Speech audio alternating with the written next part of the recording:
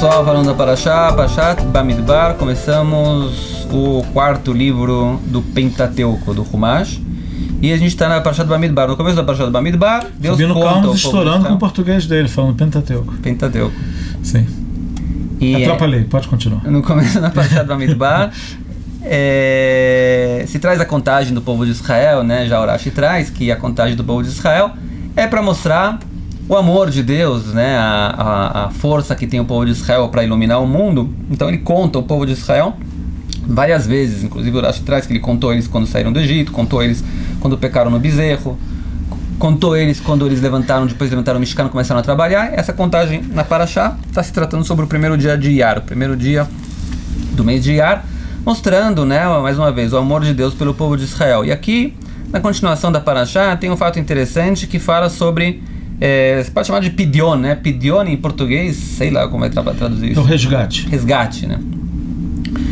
Não é bem resgate, é mais trocar, né? Passar. Sim. Então está escrito assim: Vai Moshe Moshe, Kod kol bechol zachar ivnei Israel meben chodesh vamala. A gente sabe que a Kedushá, né, tem uma santidade especial no primogênito.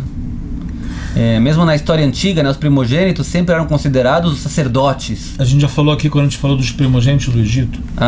Né? É um assunto que a gente se mataram aos outros lá. Sim. Então, então aqui tem um censo dos primogênitos que foi feito. Que tinha que ser feito? Sim.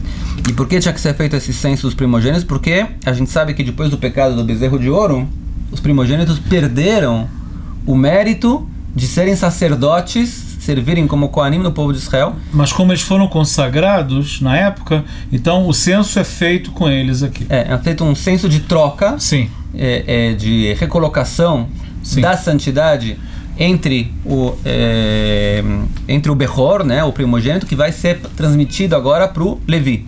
Sim. Então tem que contar quantos primogênitos tem, quantos Leviim tem, e transmitir, né, trocar um pelo outro, fazer uma cerimônia de transferir a Kedushá um para o outro. Leviim li ani Hashem tachat kol bechor bevnei Israel. Então vamos pegar os Leviim, um Levi para cada Bechor do povo de Israel, e também bemat Leviim tachat kol bechor bemat bnei Israel. Os animais também tem que... um animal do Levi que é Bechor não precisa fazer livdot, não precisa resgatar ele, Os Levi não precisa resgatar. Então isso foi feito, né? E tem depois também o que também sobrou, faltava mais, então tinha que fazer, sim, uma parte também com moedas, com, sim, dinheiro. É toda uma cerimônia inteira, né, de transferência da Kedushá, do primogênito, para os Levim. Isso já me lembra uma historinha, já que a gente combinou que tem que fazer bastante historinha, já me lembra uma historinha. Sim, mas o assunto dessa mudança em si, sem entrar em muitos detalhes, por que os Becholot perderam a coisa, o que sim pode se falar.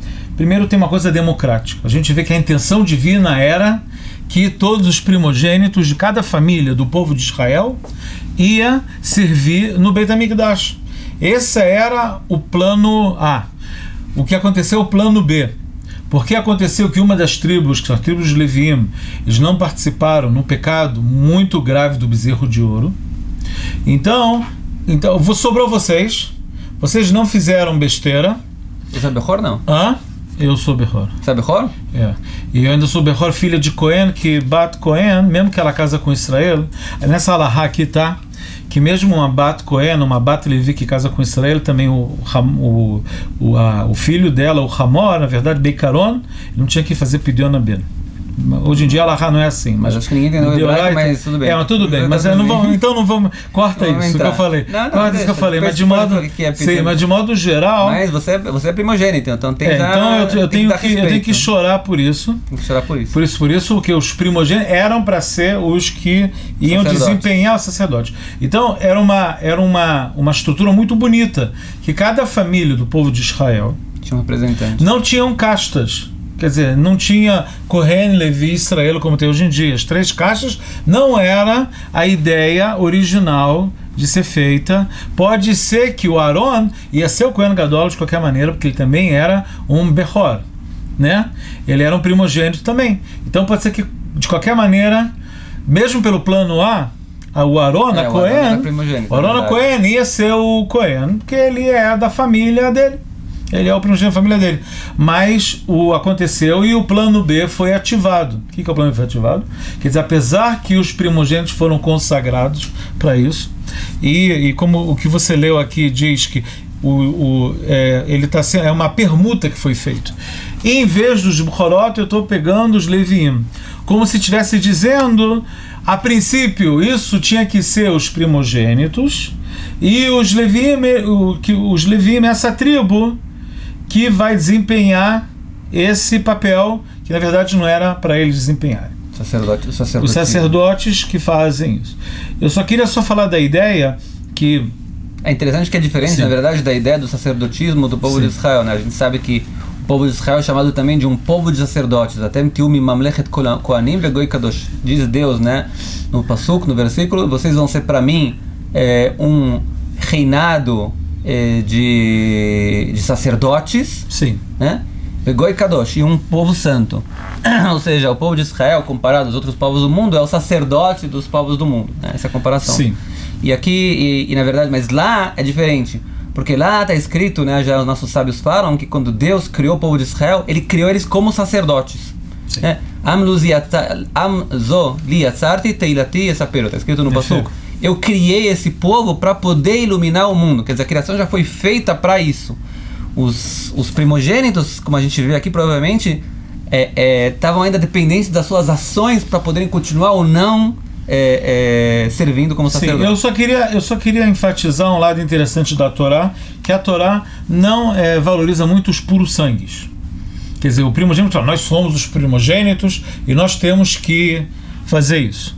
Os Leviim viraram uma casta de sacerdotes por um mérito deles, que eles não participaram do pecado do bezerro. A Torá está mais... Em hebraico tem uma palavra que chama Irus. Irus quer dizer alguém que tem uma... Como se fala isso? Ele tem uma ligação familiar, uma linhagem nobre. Agora tem uma piada em hebraico que Irus, a linhagem nobre, é igual a uma cenoura. Por quê? Porque a cenoura, a parte boa, está debaixo da terra. Quer dizer, às vezes os teus pais, o teu avô, são pessoas muito nobres, de uma linhagem muito grande, mas é igual uma cenoura, que a parte boa está debaixo da terra agora, já estão enterrados, e em cima só tem umas plantinhas. Quer dizer, que a linhagem nobre não é uma coisa principal da Torá. Dizem até que uma pessoa convertida, que ele é um sábio da Torá, aos olhos de Deus ele é um valor mais alto que um sumo sacerdote, um Cohen, que ele é Amaretz, que ele é uma pessoa ignorante. Mesmo bastardo, se fala. Um bastardo, desculpa, um mamzer. Você falou. Mamzer Tamid Raham, está certo. Bastardo, que é no judaísmo, que pode ser um nível mais baixo social. Se você é um bastardo, você está ferrado, algumas gerações até. E um bastardo sábio, aos olhos dos sábios, ele é uma coisa mais elevada que o sumo sacerdote. Já teve sumos sacerdotes ignorantes, né? A gente sabe disso. Na história, na época do Segundo Templo, se comprava e isso virou uma instituição que teve muita decadência. Para quem acha que problemas políticos começaram agora, já existiam na época e já era alguma coisa que já se negociava. Então a gente vê isso, que a Torá não vê o puro sangue como a nobreza, não é são os atos da pessoa. A pessoa, ela é julgada pelos atos. E mesmo os primogênitos, a gente sabe até que na própria família de Yaakov, o Reuven, o primogênito de sangue, ele perdeu a primogenitura dele. Sem entrar em detalhes como ele perdeu. Mas ele perdeu a primogenitura, e Judá, o quarto filho, ele passou a ser o primogênito, que ele é o rei, a casa de Israel, como se fala, a realeza judaica sai de Judá, que é o quarto filho, e não de Reuven. Porque ele fez equívocos, né? Ele fez erros. Ele fez erros, ele tentou pegar isso por força, né? Dizem que ele... Bom, vamos falar aqui. Que ele parece que ele teve, talvez, não se sabe se é exatamente assim, relação com uma das concubinas de Jacob, uma das mulheres de Jacob. O Rashi já traz que é só uma... Que não é apologia. O Rashi traz...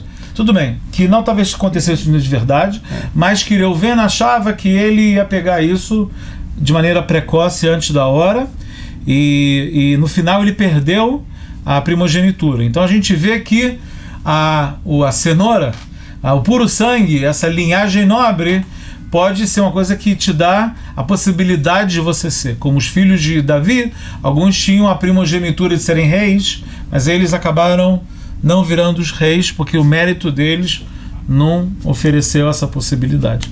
Então a gente vê aqui que os Leviim passaram a ser os primogênitos do povo de Israel. Isso ensina, para mim isso ensina que muitas vezes você não é a pessoa para desempenhar uma tarefa, mas como não tem ninguém para fazer ela, ou porque quem tinha que fazer não está fazendo, então Makom Shein, isto e é isso. Onde não tem uma pessoa, um homem, seja você. Onde não tem um líder, seja você. Então é muito importante o que a gente faz. Muitas vezes não só o que a gente é. E não ficar falando, não, Sim. ele tem que fazer, o que os rabinos não fazem nada, porque esse não faz nada, Sim. aquele não faz nada, porque os políticos não fazem alguma coisa contra isso. Faz você Exatamente. alguma coisa, tenta Sim. fazer você alguma coisa, tenta mudar o mundo também você. Lembrei, né, uma famosa história que se conta que uma vez chegou uma pessoa pro Hafetz Haim, acho que eu já contei essa história, mas eu conto de novo, porque tem a ver com a Parashá. Chegou uma vez o Hafetz Haim. O Hafetz Haim, quem não sabe, escreveu o famoso livro sobre contra fofocas, né, pode dizer. Essa palavra eu sei em português. Me traduziram no Lashon Hara como língua viperina. Língua viperina. De viper, de venenosa, de fala mal, a língua que fala mal. Tá bom, então ele escreveu um livro, né, Leis Sim. da Língua Viperina, para Sim. poder evitar de cair no pecado Sim, da língua sim, viperina, sim, boa sim. palavra. E ele conta que uma vez chegou uma pessoa para ele, conversar com ele, e ele percebeu que ele tinha que, vamos dizer assim, dar um pouco de mussar, né, dar um pouco de ética para ele, né? E ele fez isso de maneira muito elegante, né? Ele virou para ele e falou assim: bom, senhor, não sei o que o senhor faz, né? Aí uma hora ele virou para ele e falou assim: o senhor é Cohen? Ele falou: não sou Cohen. O senhor sabe que eu sou Cohen, porque o Hafetz Haim era Cohen, né? Eu sou Cohen, sabe? Então ele falou: o que esse velhinho quer de mim, né? Aí ele ficou carado, falou: oh, legal, né? Bacana que você é Cohen, né? Ele falou: o senhor sabe por que eu sou Cohen e o senhor não é Cohen? Ele falou: porque meu pai não era Cohen, então eu não sou Cohen. Eu falei: não, você tem que entender melhor essa história. Ele falou: quando estava no deserto e fizeram o pecado do bezerro de ouro, né? Os Levim não pecaram, que são da onde saiu o sacerdotismo, e fora isso, Moshe Rabbeinu, quando queria depois castigar aqueles que fizeram o pecado do bezerro de ouro, ele levantou para todo mundo e falou: Mila Hashem Elai. Mila Hashem Elai quer dizer: quem está com Deus, que venha comigo agora. Então, quem se levantou? Os Levim, os Levitas, a tribo de Levi se levantou. O resto não foi com Moshe para isso. Eles falaram: não, deixa para lá, deixa eles fazerem. Não. Quem foi com Levi? Então ele falou: como eu estava lá, a essência da alma estava lá, quando Moshe Rabbeinu falou Mila Hashem Elai, eu me levantei. Mas os teus pais não se levantaram. Os meus pais sim se levantaram. Por isso que eu sou Cohen e você não. Aí ele falou: mas saiba você, ele falou para ele, que todos os dias sai uma voz do céu e grita Mila Hashem Elai. E também grita todos os dias: quem quer vir com Deus, que se junte agora, né? Tem gente que ouve, tem gente que não ouve também. Então não faça o mesmo erro que teus pais fizeram, e quando você ouvir a voz, você faz então o que tem que ser feito para poder ajudar o mundo de Deus para a redenção final. Não que as outras histórias do Rabino Calmos não são excelentes, são maravilhosas, mas essa realmente... Essa é a ideia. Então a ideia Sim. é realmente tentar verificar o que pode ser feito para ajudar o mundo de Deus, né, em termos positivos. Se Deus quiser que a gente só ouça boas notícias para vocês. Amém. Um Shabbat Shalom. Shabbat Shalom. Escolha.